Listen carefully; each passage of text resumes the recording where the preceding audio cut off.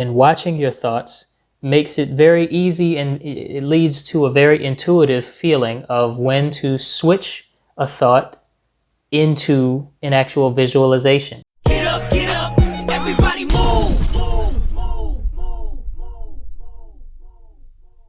Hello, everybody out there. Hopefully you're doing very well today. My name is Soul Expression. I am your host for the series Get Your Mind Right. And on today's episode of Get Your Mind Right, we are going to talk a little bit about the 3 magic ingredients to manifestation. And this is not going to be the official start to the manifestation portion of the What Exactly is the Mind series. That's going to be a different video. This is just going to cover some of the main ingredients. And so I will be referencing my laptop right over here. Please excuse any lack of eye contact. And I'm using my microphone here as a test to see if I like the sound a little better with the headphones. So, sorry if it looks like I'm listening to music. I'm really just using the microphone. Anyway, there are 3 main ingredients to manifestation. First of all, what is manifestation? What is this magical word that many, new age and self-love and like the new age, new way crowd is using so much? Manifestation, law of attraction, and these things. What is that? Well, it's essentially the living proof of the universal law that what goes up must come down, and what you reap, you sow. You know what I'm saying? You reap what you have sown. So that cause and effect, what you bring up, you also bring in the law, that natural law that's very, very evident. Well, it's evident in such an intricate and smooth, all-encompassing type of way that it actually has an effect on like our desires. And our desires, when the belief is that your desire is just a thought that comes and there's nothing else to it, and your desire will either be forgotten, or maybe you'll get lucky enough to get it, or if you have enough money you can buy it, but it's essentially just this plaything, and it's nothing, it really has nothing to do with life. It's just a desire, right? If that's your belief, then you will be shown evidence of that belief. And even if you didn't want to believe that at first, say when you were a child and you were first introduced to that line of thinking, you had some resistance to it, like, no, I should be able to get what I want. Okay, which is very common, for the younger people and stuff. And there's a lot of truth to that. You should, everyone, without exception, should be able to get what they want. But there's a few factors that go into that. One, we use the word want too much. So that in English we have to say what you really want, or what you truly want, or what your soul wants. And we can't just say what you want, because then you don't really know what you want. You want 1,000 different conflicting things all at the same time, and you don't want to put in the effort or live the life that would actually bring that to you. But to really want something is to be in vibrational alignment with all that comes with it, like with the environment and the just the vibe, the people, the friends, the associates, the how you carry yourself, how you dress, all of that environment is included in you wanting the thing, or you wanting the relationship, or you wanting the status, or you wanting the material gain of some kind.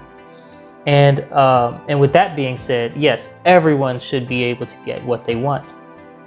And in reality, everyone is able to get what they want, but there's a lot of disbelief, and you reap what you sow. If you're sowing into your mind, into your consciousness, and into your belief system that what you want is unattainable, then you will be shown evidence for that. Now you can change that belief, but to change belief, there's a gestation period for like all things, right? You don't, someone said you don't want to give birth the day after conception, right? There's a gestation period for all things. And so to change a belief, it's going to take some consistency, it's going to take some perseverance, it's going to take some faith.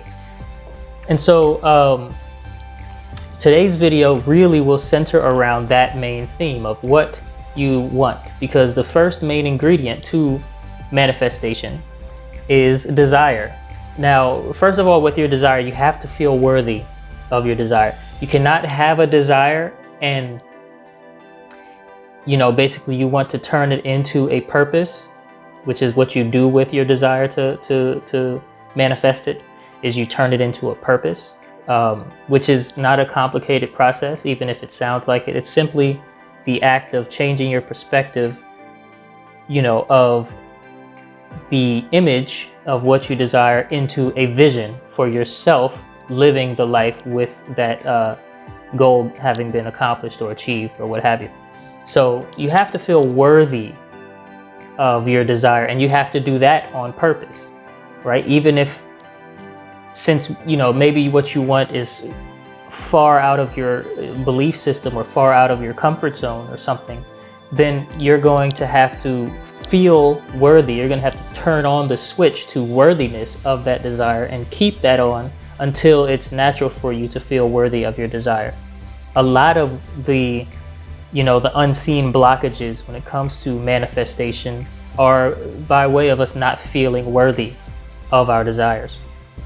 Second thing is the desire itself has to be stronger than your fears or your reasons to quit, your quitting mind, the mind that shows up when you start to meet a little adversity and you want to quit, and sometimes you push through and sometimes you actually do quit. Well, when it comes to manifesting your desire, you have to first make the desire very strong. You have to put some reality behind the belief that you will achieve this desire, that you will get what you want. And you know, so again, you have to feel something on purpose, and like keep that faucet on, that faucet of feeling one with your desire. So your desire has to be strong. It doesn't have to be a full-on compulsive obsession, right? And where like psychosis is involved or anything. It's just simply that you know what you want and you're living in that. And yes, there will be opposition that, you know, comes up in the form of your family members, in the form of your closest family members, in the form of the people that you think understand you, in the form of your own thoughts. That will be the biggest obstacle, is your own thoughts and your, you know, the inner blockages or whatever. But if you make your desire strong enough, then it will carry some momentum with it when you meet days that you just feel like you won't be able to keep going and you want to quit. All right. And also it has to feel joyful, like consistently, excuse me.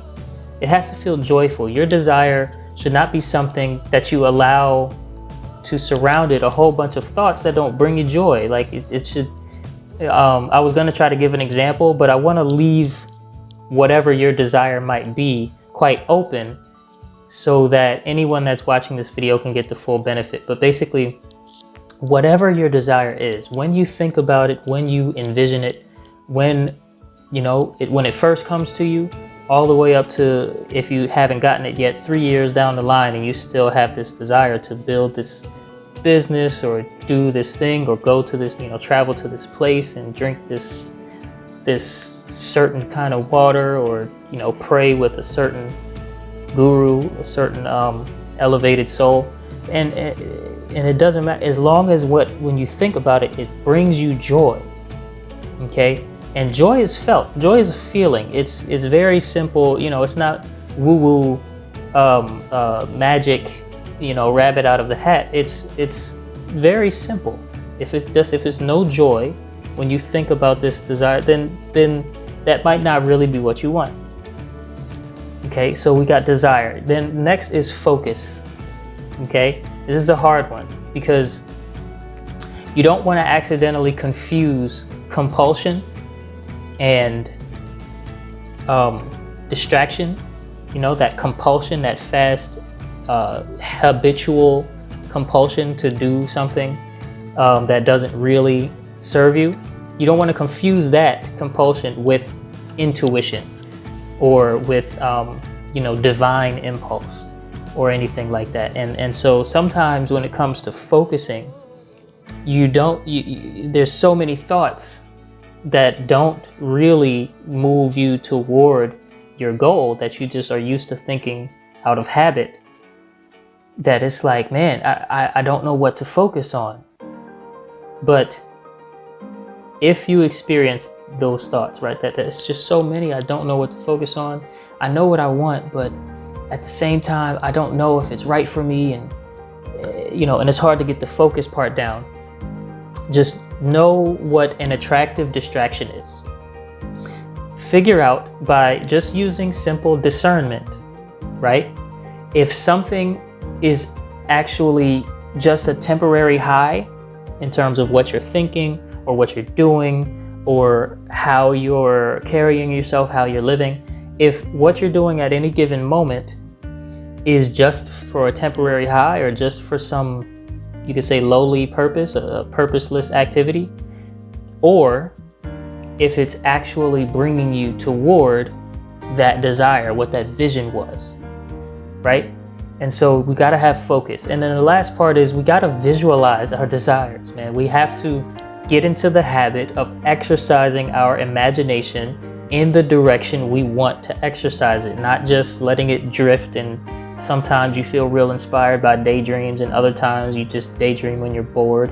And so when you're daydreaming, your mind is habitually going to go into like a trance state, and it's hard for you to focus and visualize on purpose. Well, this is because we do too much drifting.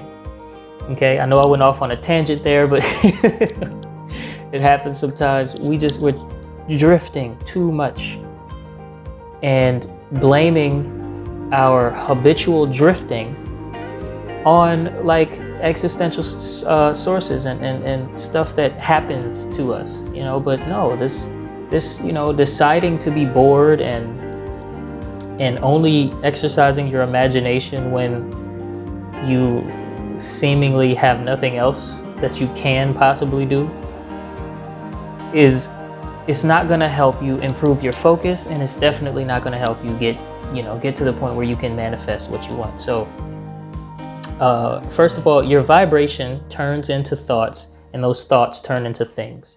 Okay, and it's not a one-to-one direct, like exactly what you think is the picture that's going to show up, but the feeling and the energy and the vibratory match of what you're thinking is what will show up in your world and in your life and in your home situation, and it's just all around you, wherever you are, that will reflect the sum total of your thoughts. Now, we think a lot more thoughts than we're conscious of thinking throughout the day. And what I mean by conscious of thinking, like we're able to remember that I had that thought, say, come the end of the day or come tomorrow. Okay, and so we think so many more, like a big number, okay, more thoughts than we're able to keep track of, until we become very good and very automatic with watching our thoughts.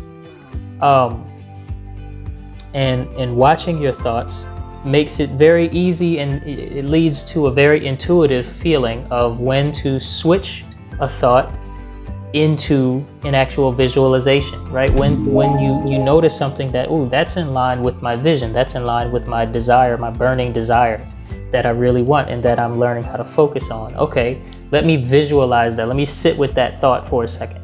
And now you're causing an effect instead of being an effect from some external cause. Okay, it's all about the vibration. Your visualization, I said talk about desire, focus, and visualization. We have to use our imagination, right? Your visualization is simply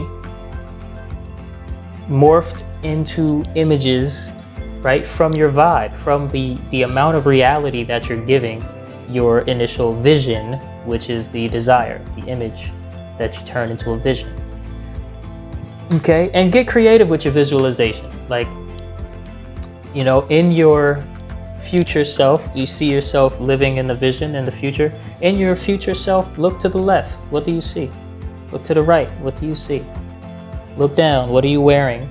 You know, what do you see? What kind of floor are you standing on? Are you outside on the sand or something? You know, look up. What does the sky look like? What does the roof look like? Or ceiling, I meant to say, in the place that you're in. Right? While you keep your vision, it's not your 3D head that's looking up and looking left and right. It's like in your visualization, go into the first person and like practice like giving reality to your vision. You'll be surprised how quickly things start changing in your environment to start moving you physically towards your vision for yourself and what your desires are. So yeah, this video is getting long enough, and I think I probably gave you all some things to think about and to put into your visualization practice and your manifestation routine. Hopefully this also brought some clarity to you. I do teach these things in a course called Mentalism Mechanics. This is actually some information that I have directly that I pulled out directly from the introduction course of the Mentalism Mechanics course. So if it interests you, if it taught you something, then go ahead, hit me up from the contact links in the description below, and I can't wait to see you all in the next video. Peace and love. So if you're new to Ufulu Child, make sure you subscribe to get more mind mastery content dropped straight into your YouTube feed. If you enjoyed today's episode of Get Your Mind Right, let me know by clicking that like button, and I can't wait to see you all in the next video. Peace and love.